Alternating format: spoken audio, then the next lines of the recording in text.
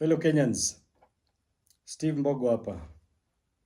Now mine goes to the President. Mr. President, many of us spoke to you quite a number of times, and we warned you against your engagement with the globalists, specifically the globalist organizations such as the World Bank, the IMF, and the World Economic Forum.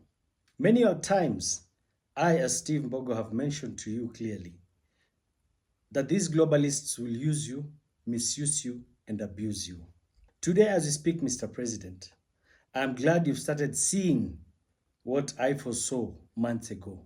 From your recent sentiments that you lamented, you were very clear, and you mentioned that there are foreign powers that are planning to remove you from power.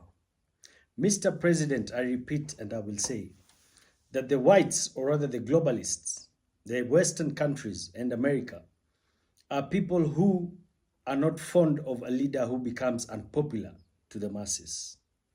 Today, they had categorized you as one of their best friends to the fact that they mentioned you as a non-member NATO ally. I want to remind you, Mr. President, that the NATO meeting 2024 summit was just concluded yesterday in Washington, D.C. All the 32 countries plus their non-member NATO allies and friends were in attendance. But I'm very sure you're not invited, simply because they are planning to do away with you. It is time you wake up and understand that the interests of Kenyans should come first rather than the interests of the globalists who are turning against you right now.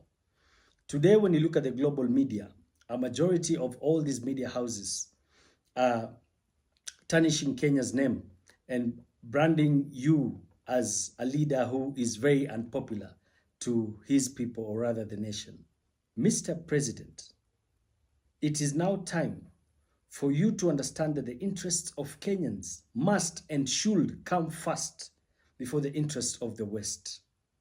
Many a times I have mentioned, and I have said it again and again, that the globalists use you and fixed you and put you in a position whereby they were very clear today in the entire global media.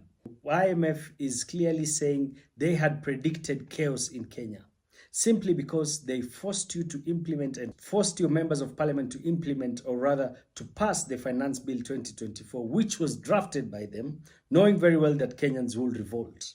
It is time you wake up, Mr. President, and the earlier, the better.